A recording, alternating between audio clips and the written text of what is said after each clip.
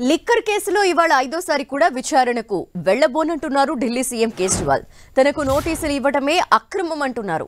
ఇవాళ విచారణకు రావాలంటూ ఈడీ నోటీసులు పంపింది. ఈ నోటీసులని కేజ్రీవాల్ లాయర్ల బృందం అధ్యయనం చేస్తోందని, అప్పటి వరకు కేజ్రీవాల్ ఈడీ విచారణకు వెళ్లరని ఆప్ నేతలు చెప్తున్నారు. ఢిల్లీ సీఎం అరవింద్ కేజ్రీవాల్ ఇవాళ కూడా ఈడీ విచారణకు గైర్హాజరు కానున్నారు. అదే సమయంలో అరవింద్ కేజ్రీవాల్ బీజేపీ కార్యాలయం ఎదుట ధర్నాకి హాజరవుతున్నారు.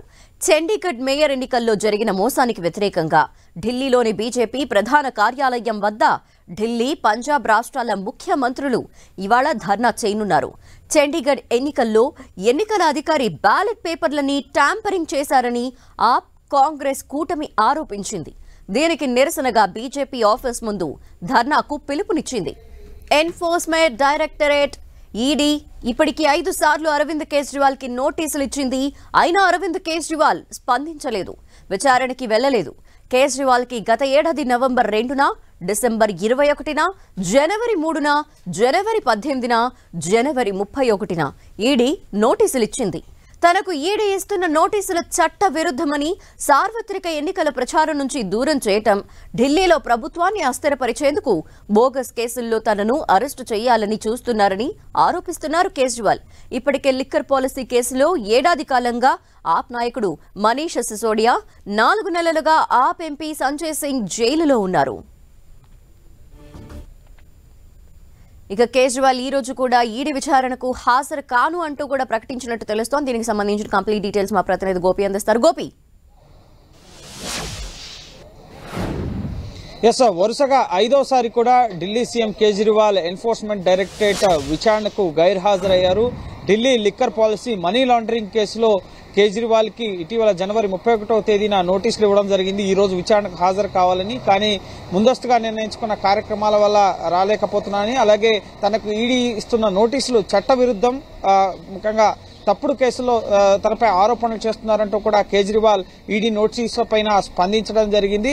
అయితే ఈరోజు ఢిల్లీలో బీజేపీ కేంద్ర కార్యాలయంలో చండీగఢ్ మేయర్ ఎలక్షన్స్ కి సంబంధించి ఎన్నికల అధికారి ట్యాంపరింగ్ కి పాల్పడడానికి అంశానికి సంబంధించి ముందస్తుగానే ధర్నా కార్యక్రమాన్ని నిర్ణయించడం జరిగింది. పంజాబ్ సీఎం, ఢిల్లీ సీఎం ఇద్దరు కూడా ఈ నిరసనలో పాల్గొనబోతున్నారు. అయితే ఢిల్లీ పోలీసులు అయితే ఇప్పుడు ఈ నిరసన కార్యక్రమానికి అనుమతి ఇవ్వలేదు. 1000 మందికి పైగా పోలీసులు, కేంద్ర బలగాలు, పారామిలిటరీ ఫోర్సెస్ తో సహా ఢిల్లీ పోలీసులు ప్రస్తుతం ఆమ్ ఆద్మీ పార్టీ కార్యాలయం ఎదుట భారీగా బందోబస్తును ఏర్పాటు చేయడం జరిగింది.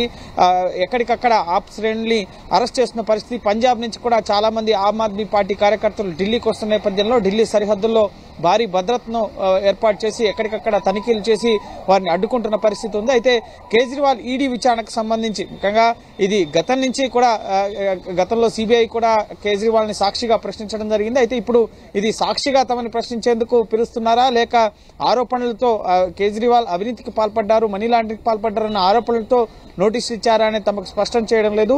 తమ లీగల్ టీం ఈ నోటీసుల్ని పరిశీలిస్తోంది అని చెప్పి ఆమ్ ఆద్మీ పార్టీ శ్రేణులు స్పందిస్తున్న పరిస్థితి ఉంది. లోక్సభ ఎన్నికల ప్రచారం నుంచి దూరం చేయడం, అలాగే ఢిల్లీలో ప్రభుత్వాన్ని అస్థిరపరచడం సహా ఇటు బోగస్ కేసులను తనపై పెడుతున్నారు అని చెప్పి సైతం కేజ్రీవాల్ ఆరోపిస్తున్న పరిస్థితి. సో ఇప్పటికే ఈ కేసులో మనీష్ సిసోడియా ఏడాది కాలంగా జైల్లో ఉంటూ వస్తున్న పరిస్థితి. అలాగే సంజయ్ సింగ్ 4 నెలల క్రితం అరెస్ట్ అయ్యారు. అనేక 6 ఛార్జ్షీట్లు ఇప్పటి వరకు ఢిల్లీ లిక్కర్ పాలసీకి సంబంధించి దాఖలైన పరిస్థితి. ప్రధానంగా ఢిల్లీ లిక్కర్ పాలసీ రూపకల్పనలో కేజ్రీవాల్ నివాసంలో కేజ్రీవాల్ కి తెలిసే మద్యం తయారీ కంపెనీదారులకి అనుకూలంగా ఈ పాలసీని రూపొందించడం జరిగింది. దీనికి గాను సౌత్ గ్రూప్ నుంచి ముడుపులు అందాయి అన్న ఆరోపణలు ఎదుర్కొంటున్నారు. గతంలో అనేక సార్లు ఛార్జ్షీట్లలో కూడా కేజ్రీవాల్ పేరుని ప్రస్తావించడం జరిగింది. అయితే ఇది పూర్తిగా కుట్రపూరితంగా ప్రభుత్వాన్ని అస్థిరపరిచేందుకు, ఆమ్ ఆద్మీ పార్టీపై బురద జల్లేందుకు, ప్రభుత్వంపై బురద జల్లేందుకు మాత్రమే ఈ ఆరోపణలు చేస్తున్నారు. కానీ ఇందులో ఎటువంటి వాస్తవాలు లేవు, ఎటువంటి అవినీతి లేదు. ఎక్కడా కూడా మనీష్ సిసోడియా నివాసంలో కానీ, సంజయ్ సింగ్ నివాసంలో కానీ డబ్బు దొరకలేదు. అనేక సోదాలు చేశారు, కానీ ఎక్కడా కూడా డబ్బు తీసుకున్నట్లుగా చూపించలేదు, నిరూపించలేదు అని చెప్పి చెప్తున్న పరిస్థితి. అయితే ఈ కేసుల దర్యాప్తును 18 నెలలుగా ఇటు సిబిఐ అలాగే ఎన్ఫోర్స్మెంట్ డైరెక్టరేట్ ప్యారలల్ గా కొనసాగిస్తున్న పరిస్థితి ఉంది. అయితే ఈ కేసు ఇన్వెస్టిగేషన్ త్వరితగతిన పూర్తి చేయాలని చెప్పి ఇటీవల సుప్రీంకోర్టు సైతం ఇటు ఎన్ఫోర్స్మెంట్ డైరెక్టరేట్ కి సూచించిన నేపథ్యంలోనే వరుసగా కేజ్రీవాల్ కి నోటీసులు ఇస్తుంది ఎన్ఫోర్స్మెంట్ డైరెక్టరేట్. అయితే వరుసగా కేజ్రీవాల్ కూడా ఈ విచారణకి గతంలో 5 సార్లు, ప్రధానంగా నవంబర్ 2వ తేదీన తొలిసారి నోటీసులు ఇవ్వడం జరిగింది. ఆ తర్వాత డిసెంబర్లో మరోసారి నోటీసులు ఇవ్వడం జరిగింది. నవంబర్ 2 అలాగే డిసెంబర్ 21 జనవరి 3 జనవరి 18 అలాగే జనవరి 31 తేదీలు ముఖ్యంగా ఒక్కొక్కసారి ఒక్కొక్క కారణాన్ని చూపారు. ముందస్తుగా నిర్ణయించుకున్న కారణాల వల్ల తొలుత 5 రాష్ట్రాల అసెంబ్లీ ఎన్నికలు అన్నారు. ఆ తర్వాత విపాసన కార్యక్రమానికి మెడిటేషన్ కార్యక్రమానికి వెళ్తున్నా అన్నారు. ఆ తర్వాత నోటీసులే చట్టవిరుద్ధం అంటూ గడిచిన 2 దఫాలుగా కూడా కేజ్రీవాల్ ఈడీ విచారణకి గైర్హాజరవుతున్న పరిస్థితి. అయితే ఈడీ కూడా దీనిపైన స్ట్రాంగ్ గా స్పందించే అవకాశం కనిపిస్తుంది. ఎందుకంటే ఈడీ విచారణకు వరుసగా గైర్హాజరవుతున్నారు కాబట్టి సో నెక్స్ట్ కోర్టులో దీన్ని సవాల్ చేసి నాన్ బెయిలబుల్ వారెంట్ తీసుకుని నేరుగా కేజ్రీవాల్ నివాసంలోనే ఆయన ప్రశ్నించే దిశగా కూడా ఈడీ అడుగులు వేసే అవకాశం ఉంది. దీనిపైన కోర్టుకు వెళ్లే ఆలోచనలో కూడా ఎన్ఫోర్స్మెంట్ డైరెక్టరేట్ ఉన్నట్లుగా తెలుస్తుంది. అయితే పూర్తిగా రాజకీయ కోణంలోనే కేజ్రీవాల్ ఈ నోటీసులను తప్పుపడుతున్నారు. దర్యాప్తు సంస్థని కేంద్ర ప్రభుత్వం దుర్వినియోగం చేస్తుందన్న అంశాన్నే ప్రధానంగా కేజ్రీవాల్ మాట్లాడుతూ ఈ నోటీసుల్ని పట్టించుకోకుండా వరుసగా గైర్హాజరవుతూ వస్తున్న పరిస్థితి ఉంది. ప్రస్తుతం ఢిల్లీలో పరిస్థితులు ఏంటి? ఆప్ కార్యాలయం అలాగే బీజేపీ కార్యాలయాల ఎదుట పరిస్థితులు ఏ విధంగా ఉన్నాయి?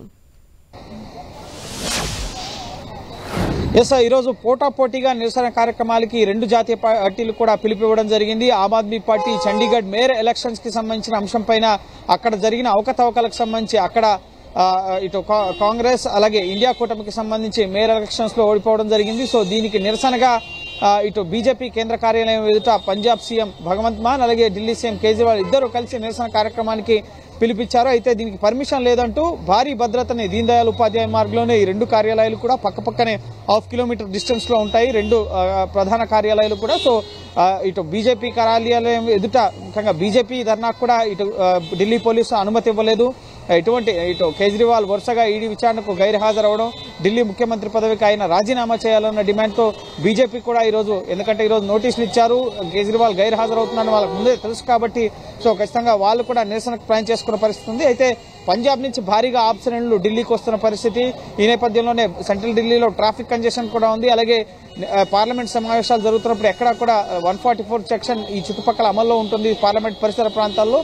అలాగే ఇటు దీన్ దయాళ్ ఉపాధ్యాయ మార్గం వద్ద కూడా ప్రస్తుతం 144 సెక్షన్ విధించారు. ఎటువంటి నిరసన కార్యక్రమాలకు ముందస్తుగానే అనుమతి లేదని చెప్పడం జరిగింది. కాబట్టి భారీగా బ్యారిగేడ్లు అలాగే పోలీస్ బందోబస్తు ఢిల్లీ పోలీసుని అలాగే పారామిలిటరీ బలగాల్ని మోహరించడం జరిగింది. ఒకవేళ కాదని ముఖ్యంగా నిరసన తెలిపేందుకు ముందుకు వస్తే కనుక అరెస్ట్ చేసేందుకు సైతం ఢిల్లీ పోలీసులు సిద్ధంగా ఉన్నారు. అయితే పంజాబ్ సీఎంని ఢిల్లీ సీఎంని ఇద్దరు సీఎంలని అరెస్ట్ చేసే దిశగా పరిణామాలు ఉంటాయా, ఆ దిశగా ముందుకు వెళ్లకుండా ముందస్తుగానే పోలీసులు ముందస్తుగా భారీ భద్రతా బందోబస్తును అయితే 2 ప్రధాన పార్టీ కార్యాలయాల వద్ద ఏర్పాటు చేశారు. బీజేపీ శ్రేణులు నిరసన చేయకుండా అలాగే ఆమ్ ఆద్మీ పార్టీ శ్రేణులు కూడా ఎక్కడికక్కడ కట్టడి చేస్తూ ప్రస్తుతం అరెస్టులను అయితే కొనసాగిస్తున్నారు. Okay, thank you Gopi.